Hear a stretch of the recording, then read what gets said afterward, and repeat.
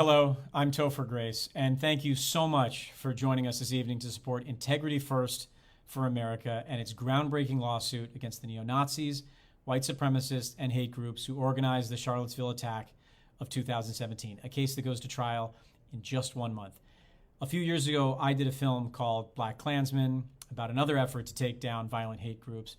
When I signed on to that project, I didn't know how sadly relevant it would become. Filming began just after the Charlottesville attack, and those of you who saw the film may remember that it ends with footage of Unite the Right. Like you, I vividly remember the images that I saw on the news that weekend. Neo-Nazis marching through our streets, violently attacking peaceful counter-protesters at the University of Virginia and in downtown Charlottesville, and of course, ultimately plowing a car into a crowd of these counter-protesters, killing Heather Heyer and injuring many others, including a number of the IFA's plaintiffs. Black Klansman started with depictions of the Civil War. It was set in the 1970s, and it ended with scenes from Charlottesville, because violent white supremacy is not new. It is as old as this country. But in every generation, there have been those who fought back, and that is exactly why we are here tonight, to unite against these Nazis in support of the 9 plaintiffs in the IFA's lawsuit who are bravely holding accountable the violent white supremacists in court. Tonight, you'll hear from a variety of leaders, experts, and community members on why the IFA's case against these white supremacists is so crucial and what to expect when it goes to trial in just 1 month. We cannot do it alone.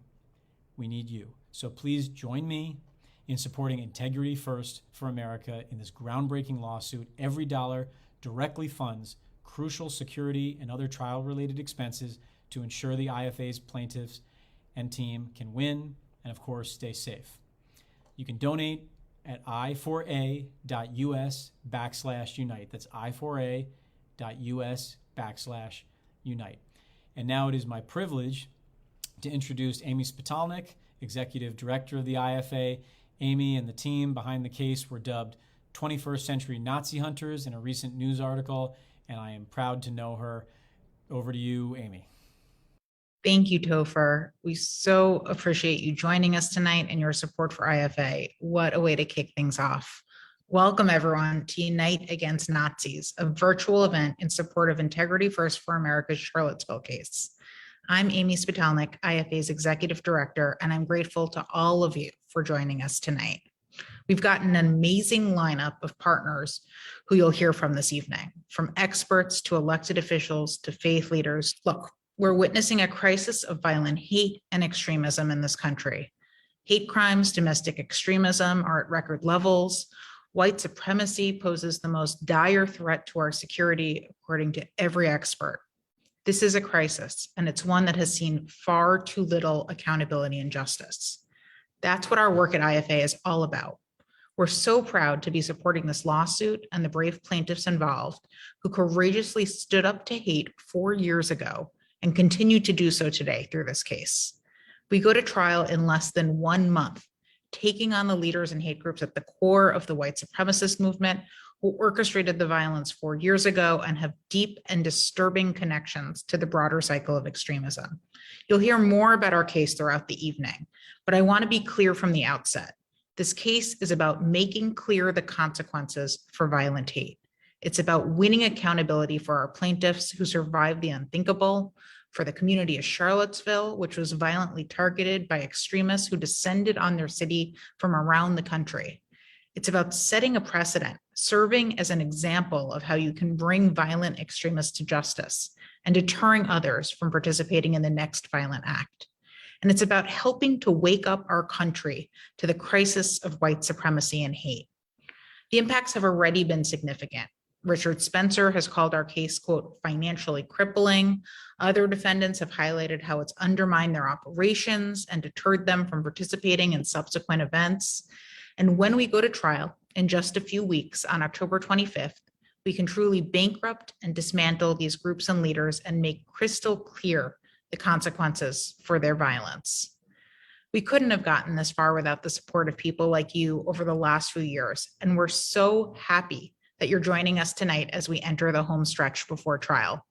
This is it. This is the final push. After 4 long years of fighting for accountability, we need your continued support at this crucial moment before trial. A generous group of anonymous donors has committed to matching every single donation raised from tonight's event up to $50,000, which means we can raise upwards of $100,000 tonight. And you should know, those donations directly fund crucial case and trial expenses, most notably security costs, our greatest expense due to ongoing threats against our team, IFA, and our plaintiffs. Millions of dollars in legal work has been donated in this case, but we still have a significant funding gap to close to cover security and trial logistics.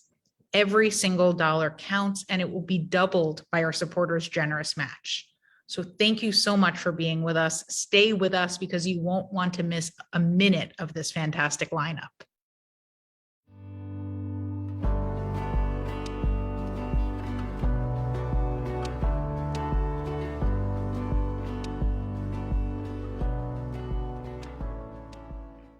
I'm so pleased to welcome Brenda Castillo, the Executive Director of the National Hispanic Media Coalition.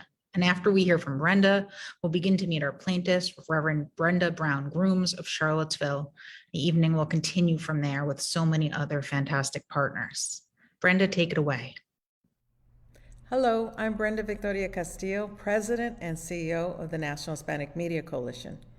I'm here to support Integrity First for America and the landmark legal case to hold the violent white supremacists accountable for the violence they caused in Charlottesville and the years since. Online disinformation and hate is rampant, and the violence that occurred 4 years ago in Charlottesville is not an isolated incident. A little more than 2 years ago, a white supremacist walked into a Walmart in El Paso, Texas, and gunned down 23 people and injured many more. The El Paso Attack was the largest massacre against Latinos in modern history. Innocent lives were taken for no other reason than the fact that they were Latino. These hate crimes do not happen in a vacuum. Leading up to the El Paso massacre, Trump had placed more than 2,000 ads on Facebook spreading fear about the border invasion.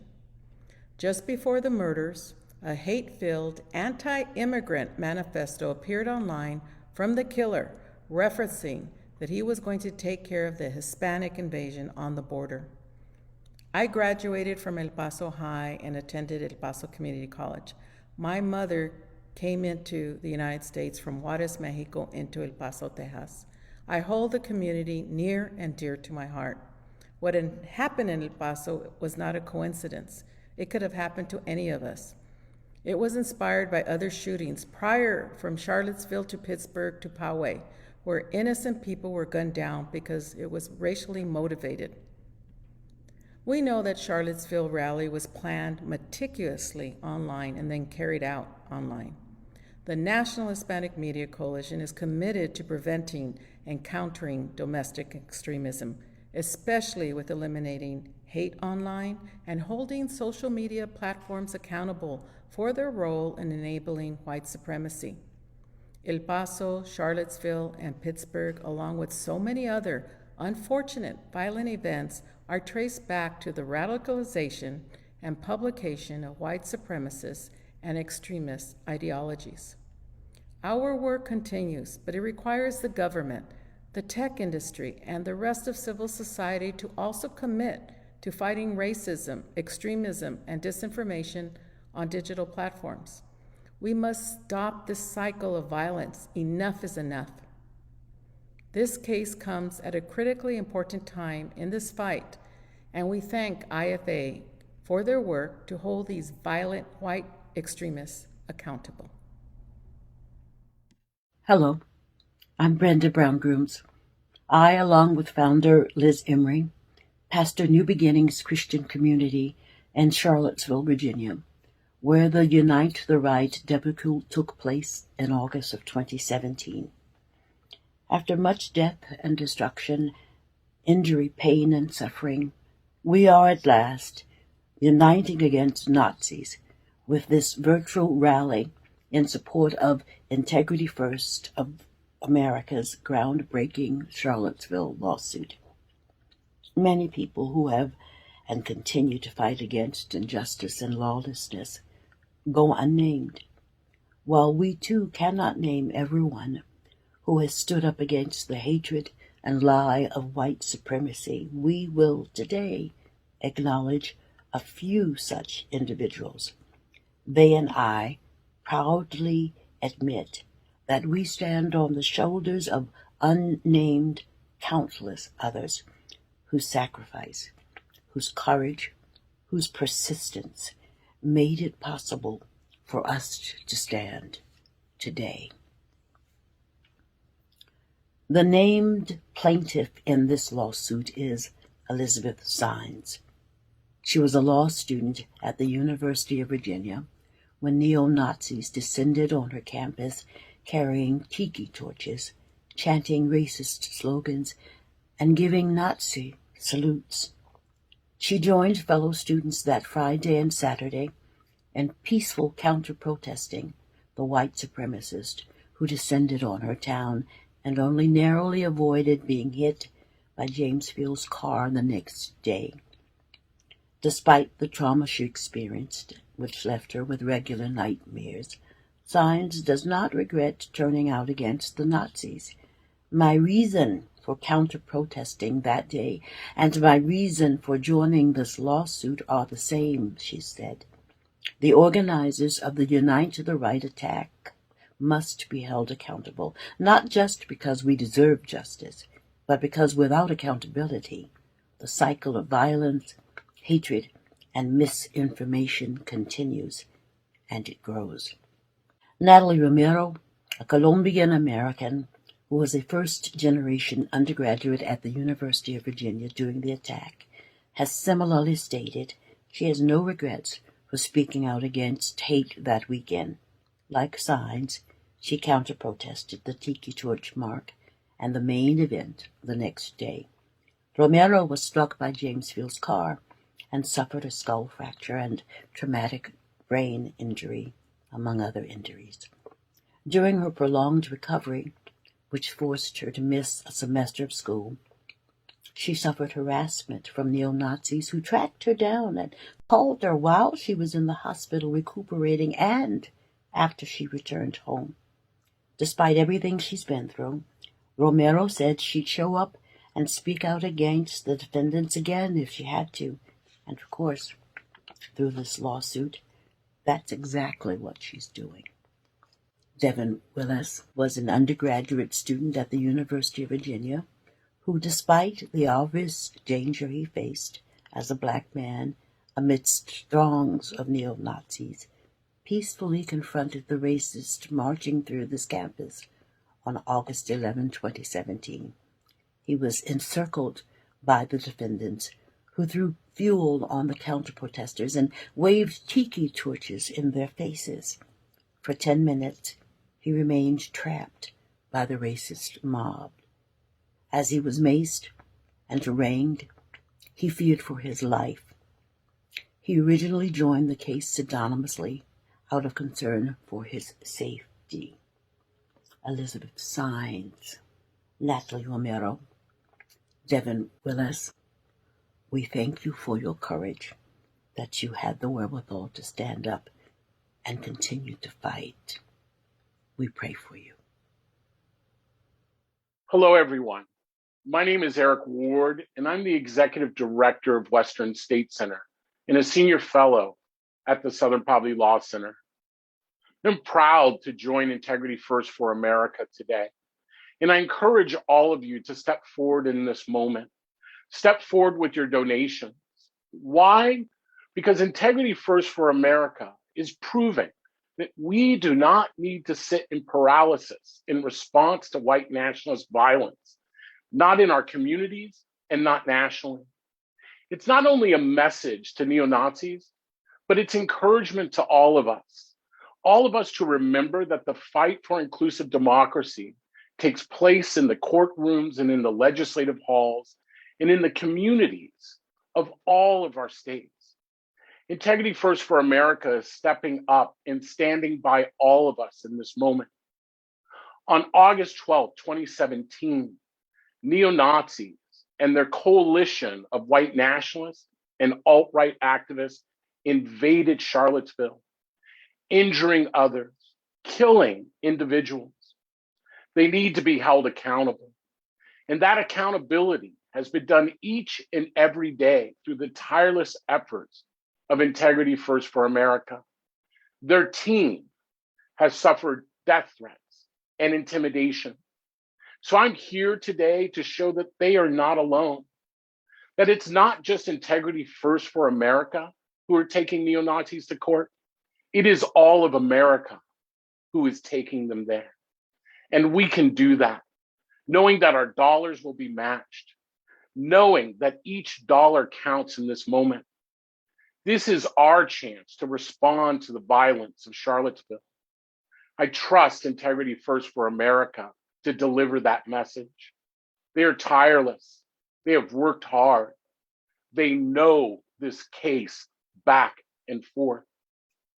They will represent us, and they will represent those who have been injured and those who have been traumatized by the political violence. This is not just about Charlottesville. This is about all of the Americans who have lost their lives over the last 4 years, all those who have been intimidated, all of those who have faced violence. This is our moment to stand, and we do so by supporting Integrity First for America. What they are doing is historic. At a time when even our government seems paralyzed against white nationalist violence, Integrity First for America continues to show that all of us can do something for our nation, do something for our country. That's why I'm here today. I want to be counted. You should want to be counted as well. Hey, it's Congressman Jamie Raskin from Maryland's beautiful 8th Congressional District. I'm calling in just to say hello to all my friends at Integrity First and to commend you on the excellent legal advocacy you're engaged in right now. The events in Charlottesville in 2017 were a nightmare and a precursor and a foreshadowing of everything that would unfold over the next 4 years, culminating in the violent insurrection against the Union on January the 6th, the attack on the US Capitol. But Charlottesville was a special horror for my family because my sister and her family, my nieces and nephews and extended family lived down in Charlottesville. And my sister, who is the mother of 3 and a grandmother to several grandchildren, went down to join the counter protest against the neo-Nazis and the fascists who showed up. She was tear gassed, and it was a nightmare situation there and a very frightful thing as the white supremacists unleashed terrible violence against citizens of Charlottesville who were there. So I am delighted that Integrity First is working to hold legally accountable everybody who was involved in that seminal attack by violent white supremacy during the Trump period against American democracy and against fellow citizens. We obviously saw on January 6th where that kind of violent terroristic action leads to. And unfortunately, these forces have been empowered during the course of the last administration. They went from having 500 or 600 who assembled in Charlottesville, which was terrifying enough, to being the stormtrooper vanguard at the front of a rally and march of 40 or 50,000 people who stormed the US Capitol and laid siege to the Congress of the United States. So this is very serious business, and I'm glad that we're involved at a whole bunch of different levels of confronting it. Of course, I'm serving on the January 6th Select Committee, but I'm delighted that there are so many civil actions and that Integrity First is working to make sure that those who are responsible for these terrible assaults are held accountable. So hang tough, everybody, and thank you for what you're doing.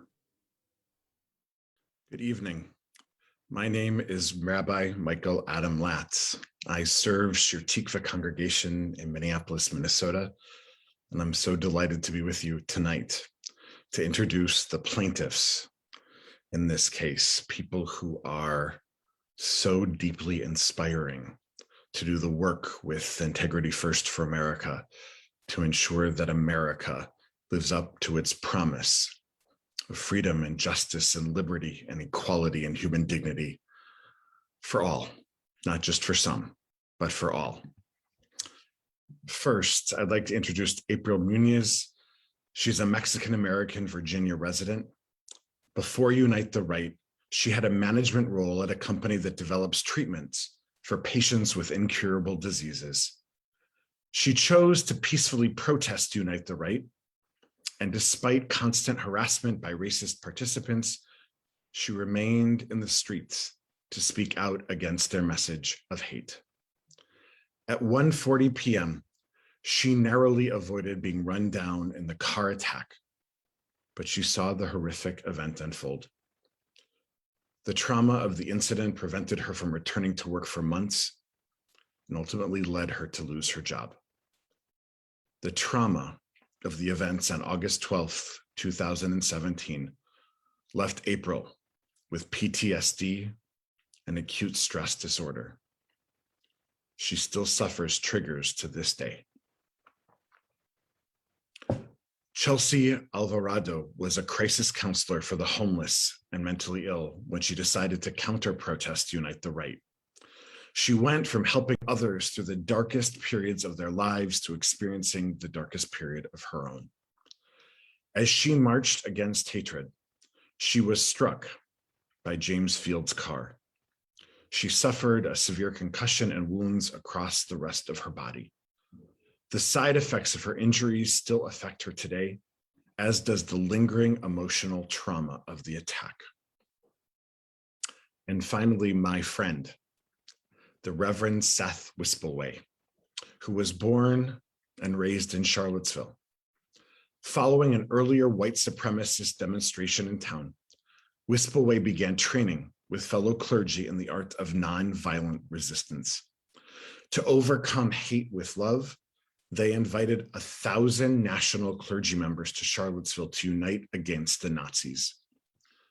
Some urged Wispelway to stay home, that the Nazis should be ignored and they would go away.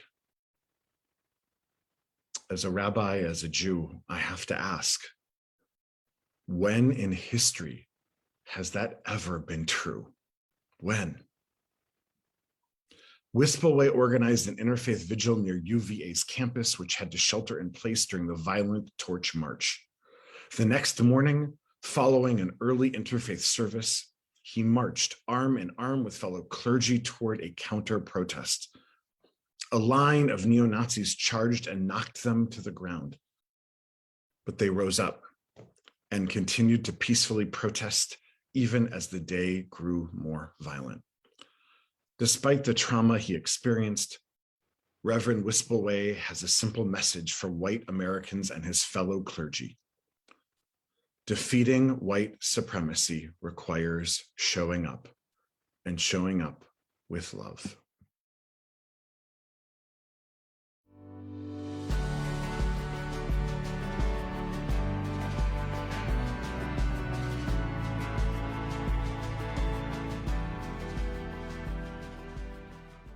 Thank you so much, Rabbi Latz, Congressman Raskin, Eric Ward.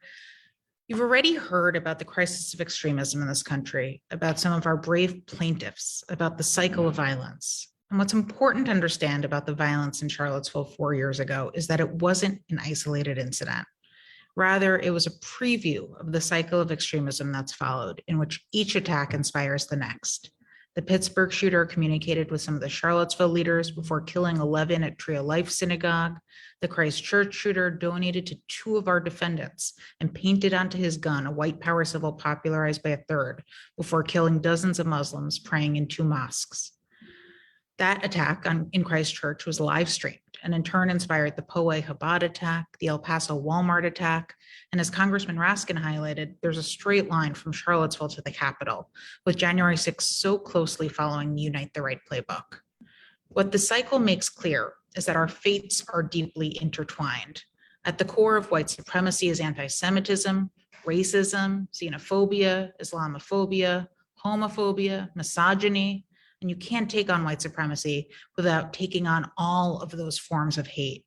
the same way we can't take on any one of those types of hate without taking on white supremacy.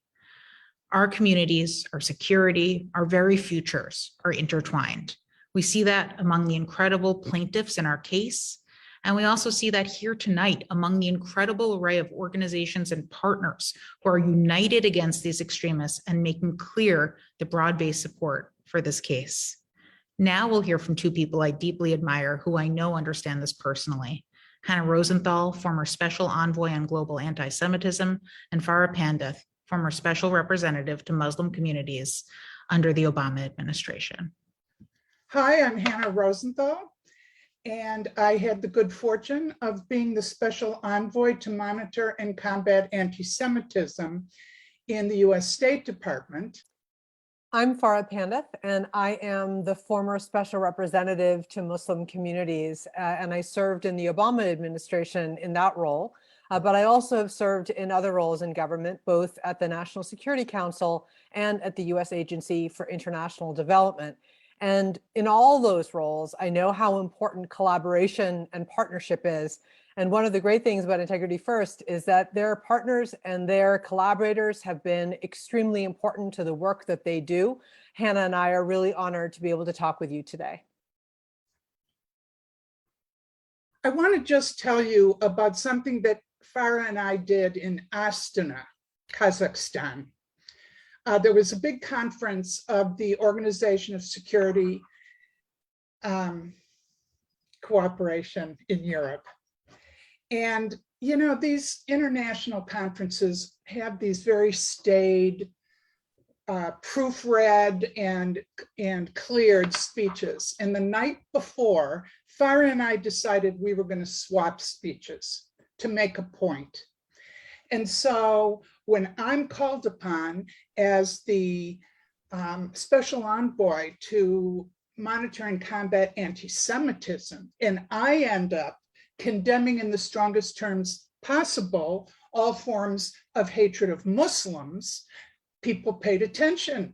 And Farah did the same on anti-Semitism. And at the very end, we said the same exact thing. And that is, hate is hate. It's so important, Hannah, that you're saying that, because hate is now a growth industry in the United States and around the world. You and I both saw the kernels of that in our respective roles, but we hadn't put it together in a way that faces us today here in America. And one of the great things that came out of us swapping speeches in Kazakhstan was that we had this response from civil society that said, it's really great that you both did this, quote, stunt, and you put your magic into play with the US flags behind you, but you've got to do more than this. This isn't enough. And their response was the right one. And you and I went back to Washington and thought,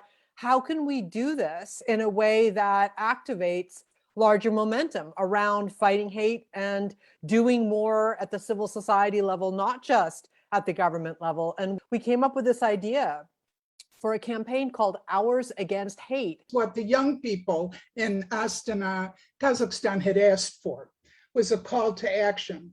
And tonight, we are here to support the 9 brave plaintiffs who have stepped forward to call for action, calling for accountability. While we all watched in horror what happened in Charlottesville, some of us who had been traveling the world and seeing this kind of hate were not completely surprised, other than it's happening on our own shore. How many times did I leave our trips together, Farah? And as the plane was landing in the United States, my reaction was, oh, thank God I'm home and we don't have to put up with this. But it seems like 100 years ago, because now we do have it here. And that call to action is what we're finding in this lawsuit that is so important. And there are 24 different organizations and people who are promoters of hate. They're industry executives on promoting hate. And that's what this lawsuit is about, holding people accountable, because we know if people are not held accountable, it will not only repeat itself, but when you don't hold violence accountable, then we're going to find so much more violence. We hope that people will support Integrity First in the work that they're doing, and the sponsors and collaborators and partners that are working towards this. Hannah and I know firsthand what happens when you look away, when you don't hold people accountable. We can see a direct line between what happened on January 6th and Pittsburgh and Poway and other El Paso. Something has changed in our country. White supremacists are rising, and they're growing, and they're activated, and they're funded. If we do nothing now, we're going to look at a really scary future. So please do what you can to be helpful here. Please do what you can for my 3 grandchildren who are going to be growing up in this wonderful country of ours. And there's something very sweet about being able to hold Nazis accountable. I'm the child of a Holocaust survivor, so the irony is quite obvious. Let me just say that it is important. I reached into my pockets and gave more than my financial advisors told me I should. I'm asking everyone who's watching now to please do the same thing. We have someone who has offered to match whatever contributions come up today, and we'll match it. I believe it's up to $50,000. This is it's a way of amortizing our investment. I urge you to support Integrity First for America. Hi, I'm Heidi Byrick, co-founder of the Global Project Against Hate and Extremism. I'm Justin Wagner. I'm the Senior Director of Investigations at Everytown for Gun Safety. Warren Siegel, Vice President, ADL Center on Extremism. Hi, I'm Welton Chang. I'm the Chief Technology Officer of Human Rights First. When I think of the broader impact of the Charlottesville lawsuit, I think about how this moment in time will be remembered by future generations. Are they going to think back and remember the violence and the extremism and the hatred that seemed to paralyze this country at moments? Or are they going to look back and really remember what people did in the face of that hatred? How people pushed back, how people held those responsible accountable. The Charlottesville lawsuit is, I think, a really exemplar case of how we can use the legal tools available to us to ensure that extremism has no home here in America. This case is absolutely critical and a very, very important strategy for crippling the white supremacist movement in the United States, which has been growing so fast for so long. And the case has been pursued with such vigor by IFA. It's really taking the fight to these individuals who want to do harm to our democracy and to the fabric of our country. Expert witnesses, discovery sanctions, adverse inferences. No rock has been left unturned by the legal team in holding these defendants responsible for their actions in Charlottesville. The impact of IFA's lawsuit is immense. The Charlottesville lawsuit has already made it very difficult for the organizers of the Charlottesville rally to continue to do their work. IFA has been able to bankrupt leaders, shut groups down, reduce their effectiveness. Richard Spencer has been on numerous platforms complaining that he's now broke, that he's not able to spread his message anymore. The Charlottesville lawsuit has already hobbled several prominent white nationalists. But even more importantly, the lawsuit provides a blueprint for holding armed extremists responsible. It sends up a serious warning flare to white supremacists across the country that if they act violently, if they harm people, they break the law, they're going to pay for it. And the next time armed extremists perpetrate violence in our streets, lawyers can model litigation after what IFA has done in Charlottesville to go after the leaders and groups that perpetrate violence and hate. It has put the entire movement, the entire hate movement, on notice that their reckless, violent activities will not occur without consequences. Reminding people, including the extremists themselves, that they cannot get away with murder, that they cannot get away with leveraging and exploiting conspiracies and hate in order to terrorize communities is a key and one of the lasting impressions that people will hopefully have. I want to thank the whole IFA team for the amazing work that they have done in this case for the victims of what happened in Charlottesville in 2017. I believe future generations will look back and remember the people that said, no, this is not okay, this is not normal, and we're going to do something about it.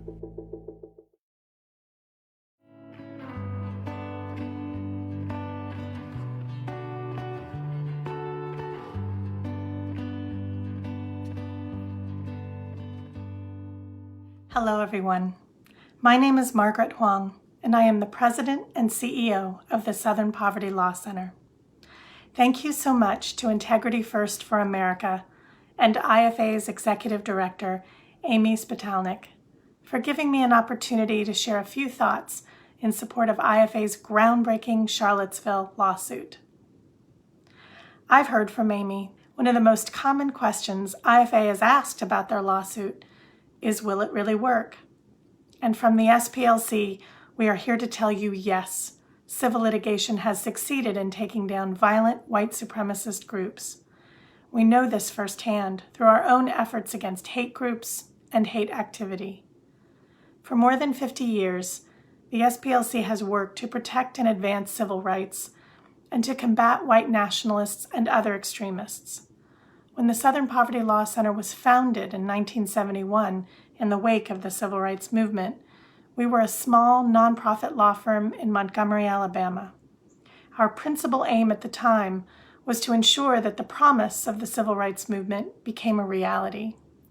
We used civil rights laws as enacted in the 1960s to break down the vestiges of Jim Crow segregation that remained firmly rooted in the culture and institutions of the Deep South. One of the SPLC's early civil litigation wins might sound familiar to you. It is perhaps one of the SPLC's most famous cases because it put major Ku Klux Klan factions out of business. Our host, Topher Grace, who opened the program earlier, is actually connected to this case through his role in Spike Lee's acclaimed film, Black KK Klansman, where he played David Duke, who was the Klan's leader at the time of the SPLC's lawsuit. In 1987, an all-white jury in Mobile, Alabama, awarded an historic $7 million verdict to Beulah Mae Donald, the mother of 19-year-old Michael Donald, who was picked up off the street by Klansmen. Michael was tortured, murdered, and then hung in a tree on a residential street in Mobile, Alabama. This landmark lawsuit, along with other successful cases brought against other hate groups by the SPLC, put an effective end to the Klan in America. It was a moment in history never to be forgotten. IFA's Charlottesville case builds on that history, ensuring that the extremists who led the violent incident in 2017 face real financial and legal accountability. Looking back at Charlottesville, especially after the deadly January 6th attack on the U.S. Capitol to overturn the 2020 election results, it is now clear that Charlottesville was the violent beginning of a new chapter in the attempt to bring white nationalist ideas into the mainstream. Over the past 4 years, since the horrific events in Charlottesville, anti-democratic and extremist ideas have increasingly infected the mainstream, and white supremacists are more emboldened and vocal about their intentions for the future of our country. It is more important now than ever that we do everything we can to reject hate and extremism, to disrupt racism and white supremacy, and to begin to heal the nation's deep wounds by holding anti-democratic actors accountable. While great strides have been made by those working to counter white supremacy in their communities and nationally, much work lies ahead to ensure the deadly hatred experienced in Charlottesville never happens again. The SPLC and IFA know how important civil litigation has been throughout American history as a tool for fighting violent racism. And we know that it will continue to play that role when Sines versus Kessler goes to trial next month. We're all standing with you, IFA. Thank you. Hi, my name is Salaam Al-Mariadi, President of the Muslim Public Affairs Council. As has been discussed by others in this program, our country is suffering a crisis of violent hate. Over the past 2 decades, the Muslim community has borne a high cost in this crisis. And we know what happens when such hate is given a pass. It moves from the fringes to the mainstream. It becomes the rhetoric of the political campaigns and substance of national policies. So it is vital that we stand together, united against all forces of hate.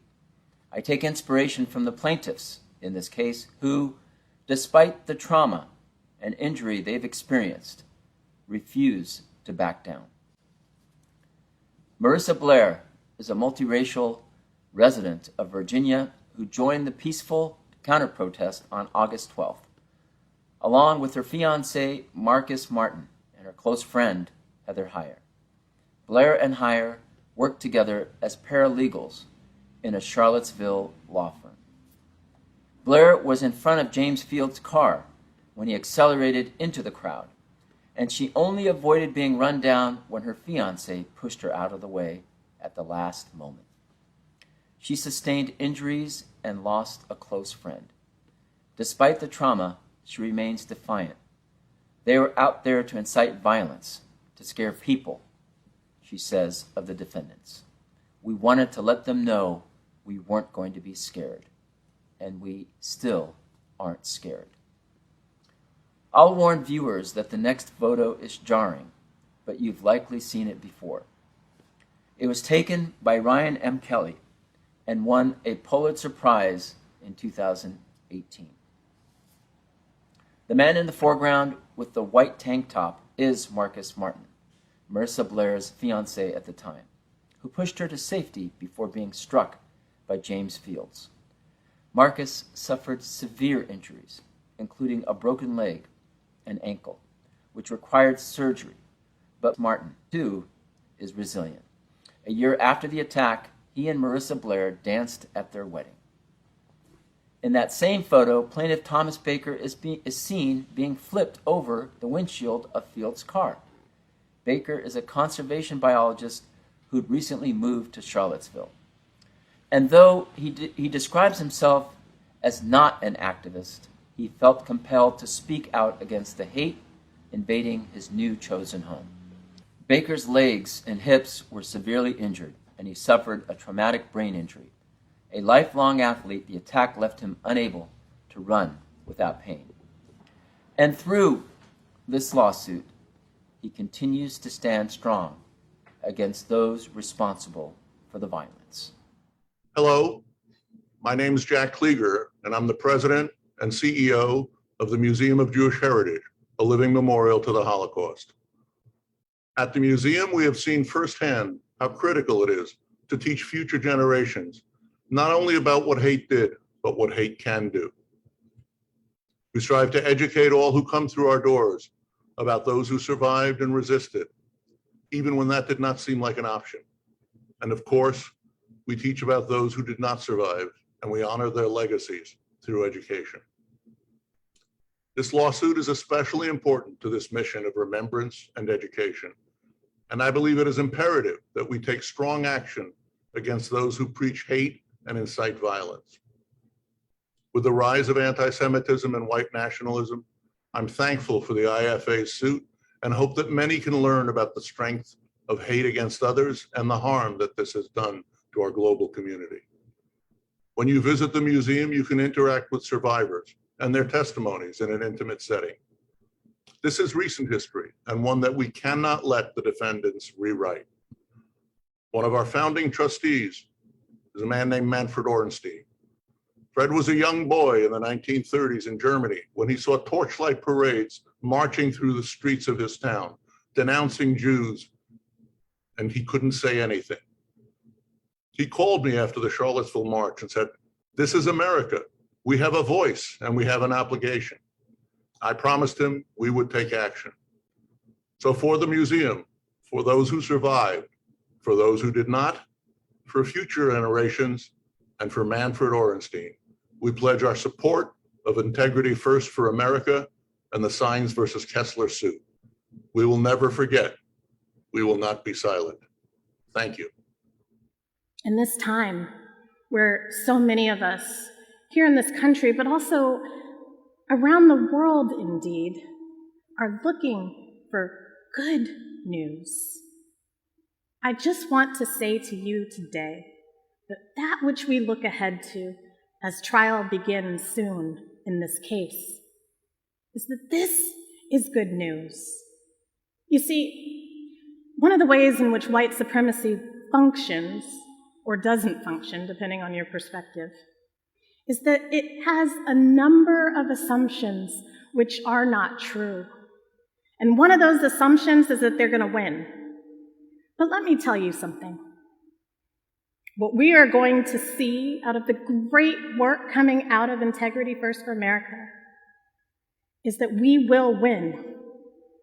And little by little, as we work against the injustices and the wrongs of these Nazis who literally want to kill us, as we work against this, know that help is on its way. We have to keep fighting the Nazis, the white supremacists, because it is on its last breath. It is gasping, and it's not going to make it. We are the righteous here. So, if you're a person who prays, or even if you're a person who just sends good intentions, send both. Send your love and support to the people who are doing this hard work. Send your encouragement. You know what? Something I love to do right before opening arguments is just to send a note saying, we're watching and we're here with you. Pay attention, listen to the news that they share, and be ready to see us come to victory in this case. And eventually, because guess what? God's on our side on this. Eventually, those walls of injustice will come tumbling down, and white supremacy will be a phrase known in history and resisted forevermore. Thank you all so much. Amen.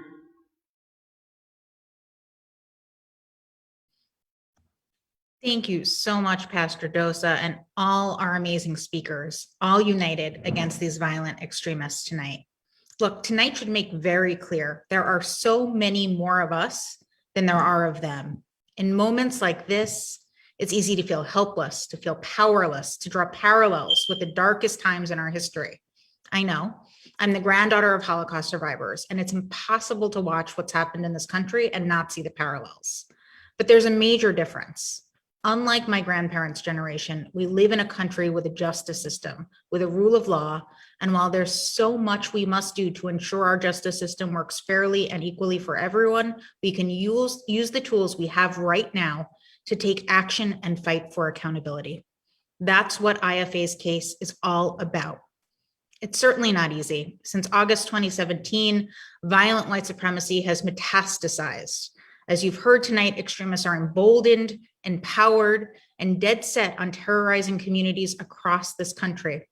At the same time, the very white supremacist conspiracy that fueled the violence in Charlottesville, Pittsburgh, Poway, El Paso, and beyond is becoming increasingly mainstreamed as pundits like Tucker Carlson and elected officials embrace the idea of a great replacement. We only break this cycle of violence and extremism by fighting for accountability and justice, which have been so sorely lacking. Of course, the neo-Nazi defendants in our case have tried every trick in the book to avoid that accountability. They've flouted court orders and withheld and destroyed evidence. Our team hasn't let them get away with it, though, and the defendants are now facing the consequences with massive financial and evidentiary sanctions and even jail time for some. We're even going to trial with the core allegations of this lawsuit that they conspired to engage in racially motivated violence in Charlottesville, already established as fact against two key defendants. Yet, of course, the defendants continue to harass and threaten our team and encourage their supporters to show up in Charlottesville for trial. We are not going to let them scare us off. That's why security is the biggest line item in our budget, so our team can focus on winning and not worry about their safety. Your generous donations tonight directly fund those critical costs. Some defendants even filed a motion in court this week aimed at shutting this event down and shutting down IFA's broader work. That's right. Some of the defendants are literally trying to gag IFA to stop us from speaking for the duration of the trial and to prevent us from raising critical funds to keep our team safe, all while continuing to spread their violent hate. We are not going to be intimidated. We are not going to back down from holding these extremists accountable, but we can't do it without you. So please give whatever you can tonight. It will be doubled by the generous donors matching all gifts from tonight's program, and it will directly support this case and ensure our team has the resources we need to win and stay safe at trial when it begins in just a few weeks. You can give at i4a.us/unite, i4a.us/unite. Again, every gift from this event will be matched, and you will have double the impact if you give right now.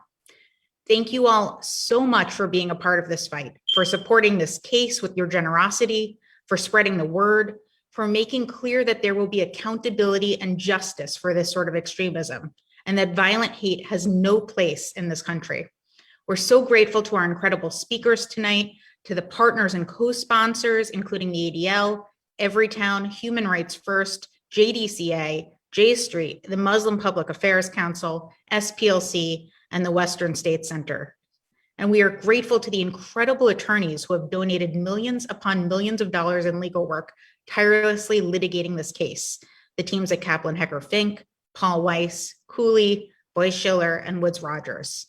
Most importantly, we're grateful to all of you for your ongoing support. So please give what you can at i4a.us/unite. Spread the word about this crucial case. Continue to ring the alarm bells about the crisis of extremism. We can't wait to put these neo-Nazis on trial and hold them accountable in just a few weeks. And we can't do it without all of you. Thank you so much and have a fantastic night.